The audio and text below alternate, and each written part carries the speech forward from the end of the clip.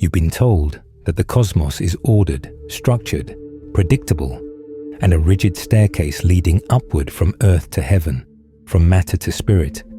But what if that was never the real map?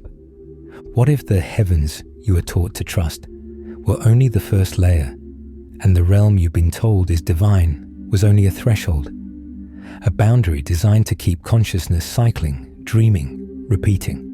Because the ancient Gnostics didn't describe a simple universe, they described a labyrinth. Below, the material world. Above it, the seven heavens, each ruled by Archonic powers, each filtering, shaping, and containing the soul's perception. And above those heavens, something else. A realm beyond the Demiurge, beyond the cosmic veil, beyond everything the lower intelligences could imitate or control. Most people never hear about that realm. Most never even imagine it exists. But something in you has always felt that the story of the universe didn't end at the seventh gate. You've always sensed that the divine order you were taught about was only a fragment of the truth.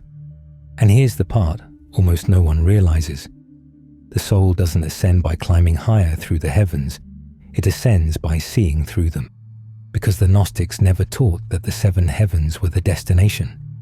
They taught that the seven heavens are the obstacle, not physical places in the sky, but layers of perception, inner worlds shaped by the forces that govern the cosmos. And the moment you recognize that, the map changes. In this video, we'll journey through those seven layers, lift the final veil that guards the top of the lower heavenly realms, and uncover the hidden region beyond, the Ogdoad, the realm of first light, and the path that leads from there toward the 13th Aeon, the place of unbroken source. Most people will never walk this path, and they were never meant to. But those who do won't just see that there is a way beyond the Demiurge. They'll finally see the doorway that has been quietly waiting for them all along.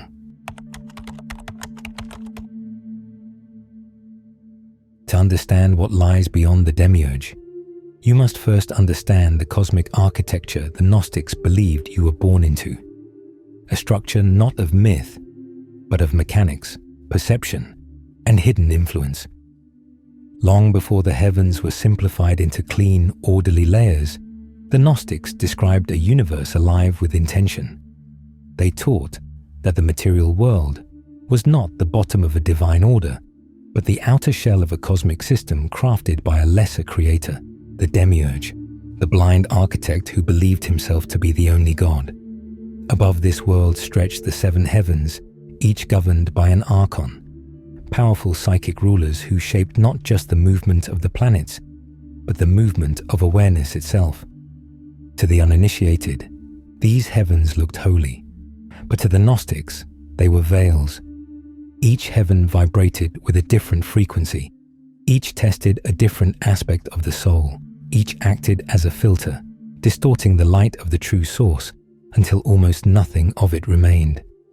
But the deeper initiates spoke of something else, something the ordinary believer would never hear. They taught that these seven layers were not the ascent of the soul, but the containment of it. The heavens were not gates of salvation. They were gates of repetition, thresholds designed to recycle consciousness, lifetime after lifetime, identity after identity, memory after memory. And beyond these seven layers, the Gnostics pointed to a realm the Demiurge could not touch. The Ogdoad, the first sphere of true light, the eighth region, not a prison, but the threshold of liberation. Yet this realm could not simply be entered. Between the seventh heaven and the Ogdoad was said to be a final veil, a boundary woven from illusion, reflection, and imitation radiance.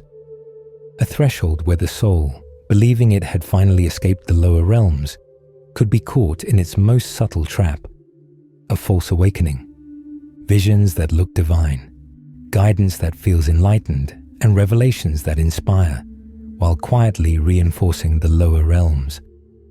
The ancient texts, the Pistis Sophia, the books of Jeu, fragments from Nag Hammadi, allude to a perilous moment in the soul's ascent where clarity becomes compromised. where the Archons employ not force, but flattery, not chains, but symbols, not darkness, but dazzling counterfeits of light. Most people never questioned this cosmic structure.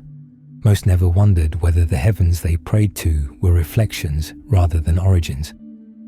But the Gnostics were not most people. They were the ones who saw the Demiurge not as a villain, but as a limitation, a boundary to be crossed, a layer to be understood, and then transcended. To them, the soul's journey was not life, death, then paradise. It was a labyrinth, and the heavens were part of the maze. And the moment you recognize the maze for what it is, you stop wandering and you start remembering. Because the Gnostics were never describing the end of the soul's journey, they were describing the threshold, the place where the final illusion dissolves and the true path begins. And when you reach that threshold, something extraordinary occurs. You no longer rise through the heavens, you rise beyond them.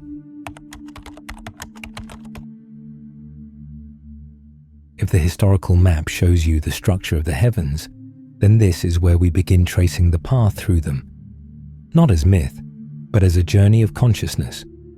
Because the Gnostics never believed the soul simply traveled upward, they believed it unveiled upward, and unveiling is always harder than ascending.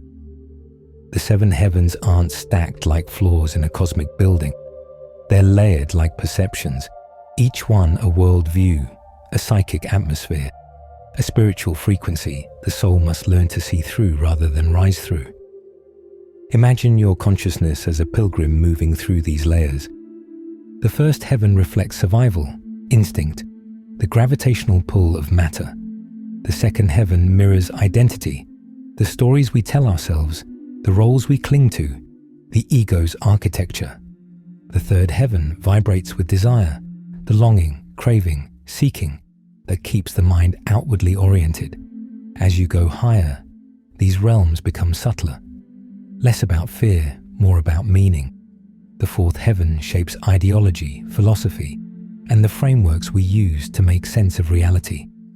The fifth heaven feeds spiritual striving, the hunger for signs, guidance, cosmic reassurance. The sixth heaven mirrors purpose, destiny, higher identity, the sense of being chosen, guided, or elevated. And the seventh heaven. This is where the illusion evolves. The seventh heaven doesn't trap you with darkness. It traps you with confidence, with certainty, with the belief that you have reached the summit, the end of the journey, when in truth, you have only reached the most refined layer of the Demiurge's design. This is the veil the ancient texts warned about, the counterfeit fullness, the imitation light, the almost divine realm that mirrors the true source so closely the soul can barely tell the difference. And here's the secret most people never consider. These forces don't imprison the soul by force.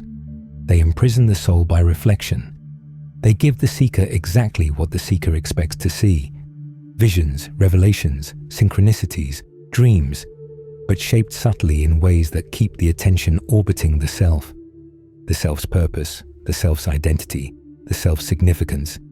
It's not evil, it's not malicious, it's mechanical.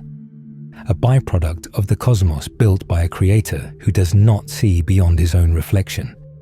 And this is where the trap becomes profound. The seventh heaven looks like enlightenment, feels like enlightenment, sounds like enlightenment, but it lacks the one thing the true realms possess: dissolution. Because the Gnostics taught that the true ascent, the ascent into the Ogdoad and beyond, requires first the unmaking of every identity the heavens reinforced. Not the destruction of the self, but the unclinging from it. This is why the Gnostics described the final veil as a realm of striving without movement, light without origin, and perfection without transformation. A mirror, not a doorway, a reflection, not a revelation. A place where the soul can remain for lifetimes, convinced it has arrived, yet quietly orbiting the same patterns of meaning, belief, and spiritual certainty. And this is the hardest truth of all. Most seekers don't get caught in the lower heavens, they get caught at the top. Not because they failed, but because the final illusion is designed to feel like success. To the ordinary mind, this is frightening, but to the Gnostic mind, it is liberating, because the moment you recognize the pattern, the moment you feel the signature of imitation light, the illusion begins to loosen. The Gnostics taught that nothing can trap the soul once the soul becomes aware of the trap. Awareness is the solvent, discernment is the key, and silence is the threshold. And when you begin to sense the difference between the seven heavens' reflections and the true radiance beyond them, you are no longer inside the maze, you stand at its edge. If understanding the seven heavens shows you how perception is shaped, then what comes next reveals what happens when the soul finally reaches the edge, the boundary where the familiar layers dissolve and the real ascent begins. Because the moment the seeker sees through the last illusion of the seventh heaven, something extraordinary unfolds. The reflections stop, the striving quiets. The sense of I am ascending dissolves into something deeper, a recognition, a remembering, a clarity without thought. This is where the ancient texts shift in tone, where cosmology becomes metaphysics, and where maps become instructions.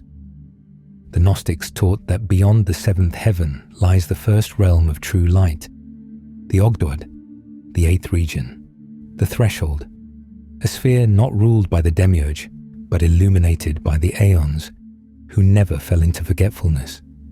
Here, the soul experiences something it has not encountered in any of the lower heavens. Silence that is alive, stillness that reveal, light that does not reflect. Unlike the seven heavens, the Ogdoad doesn't mirror the seeker. It doesn't respond to desire, identity, expectation, or belief. It doesn't cater to the self. It dissolves it. And this is why so few souls reach it, because the final illusion below conditions the seeker to expect transcendence to feel like expansion, more purpose, more clarity, more identity, more spiritual significance. But the Ogdoad begins with less of the self, less of the stories, less of the need to rise. And yet, paradoxically, there is more light here than anywhere the soul has ever been. The Gnostics described this region as the first taste of the Pleroma, the fullness beyond form, a place where the soul remembers it is not a traveler, but an emanation, not a seeker, but a spark. This is the realm Sophia reaches after her repentance, the region of her restoration, the first station of return. But the Ogdoad is not the final destination. Beyond it lies something even more ineffable. The 13th Aeon, the realm of unbroken source, the place from which all emanation flows and to which all consciousness ultimately returns. If the seven heavens test perception and the Ogdoad dissolves illusion, the 13th Aeon restores identity to its origin, not the personal identity, but the divine one. And here is the part the Gnostics spoke of only in whispers. The soul does not reach the 13th Aeon by ascending. It reaches it by becoming transparent. Because beyond the Demiurge, beyond the Archons, beyond the heavens, beyond even the Ogdoad, nothing dense can enter, nothing fragmented can remain, nothing claimed, held, or grasped survives. What passes through that gate is not the self, but the essence behind the self. This is why the Gnostics insisted that the path beyond the heavens is not about transcendence, but about remembrance. Not about climbing to a higher realm, but about shedding every layer that made you forget what you already are. And here's the subtle truth that threads through the entire tradition. The Demiurge rules the cosmos, but he does not rule you. The Archons may govern perception, but they do not govern essence. The seven heavens shape experience, but they do not define origin. You were never meant to remain inside their architecture. You were meant to walk through it, see through it, and ultimately go beyond it. Because the true ascent does not happen when the soul reaches for light. It happens when the soul stops mistaking reflections for light.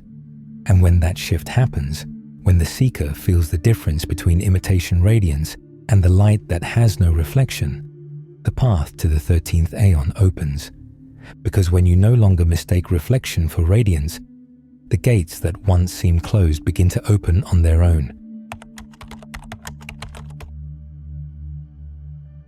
If the seven heavens are layers of perception, and the Ogdoad is the first realm of true light, then the path beyond the Demiurge doesn't begin with climbing, it begins with seeing.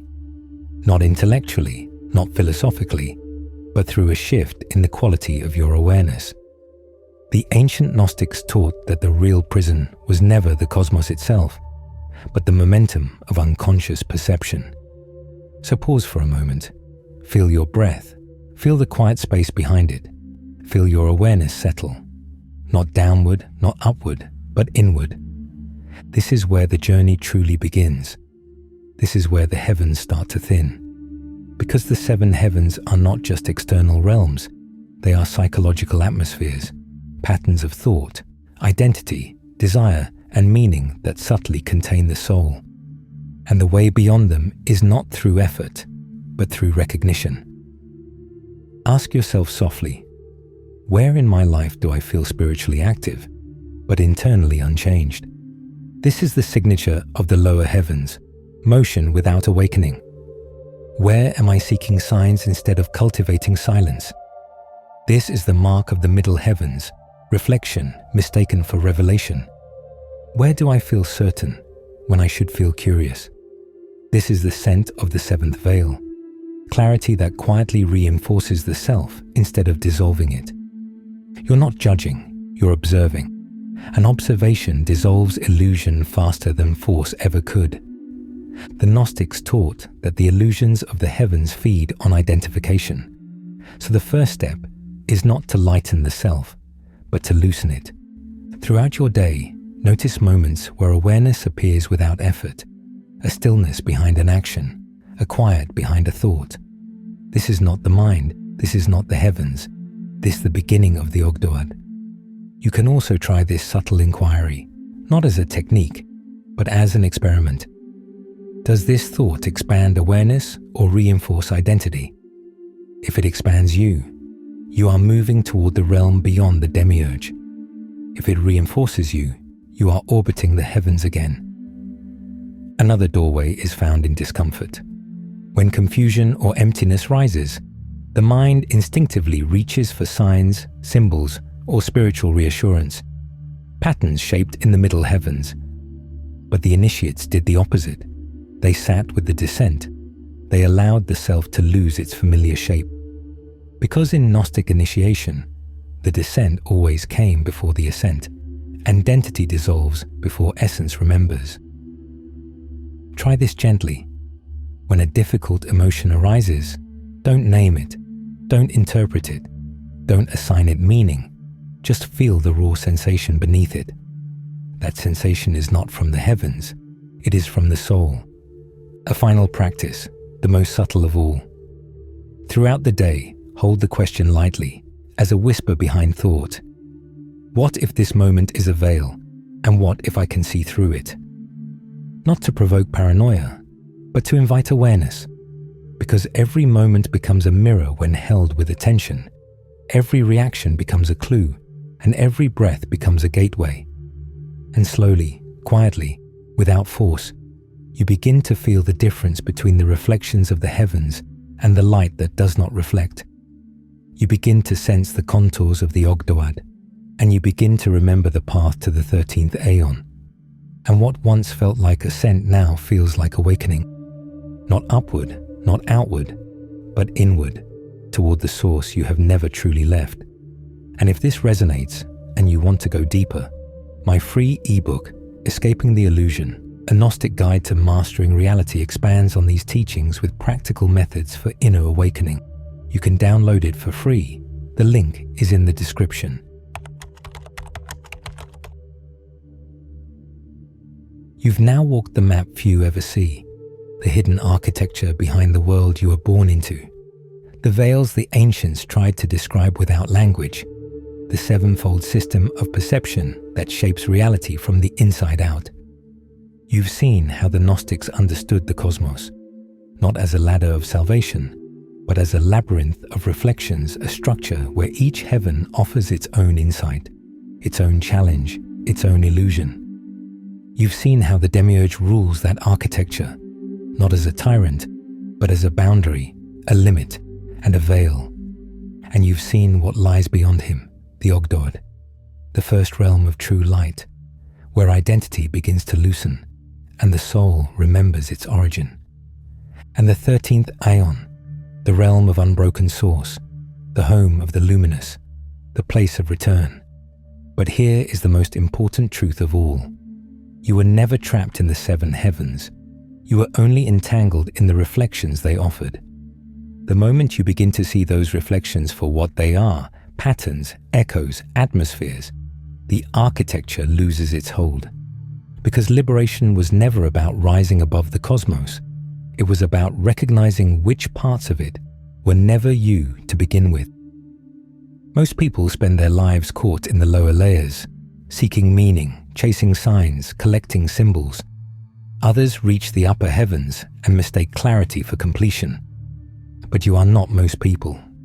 If you made it here, to the end of this journey, through the layers, the illusions, the veils, it's because something in you already sensed the truth, already recognized the echo, already felt the remembering. So carry this with you. Whenever you encounter light, ask whether it reflects. Because the true light, the light of the Ogdoad, the light of the Aeons, the light of the source, casts no reflection. And once you know how to see that light, you are already walking the path beyond the Demiurge. If this journey revealed something you hadn't noticed before, don't forget to like this video and subscribe to the Gnostic Eye. Every week, we decode another thread of wisdom woven into the fabric of the illusion. Your ascent continues, and now you move through it with your eyes open.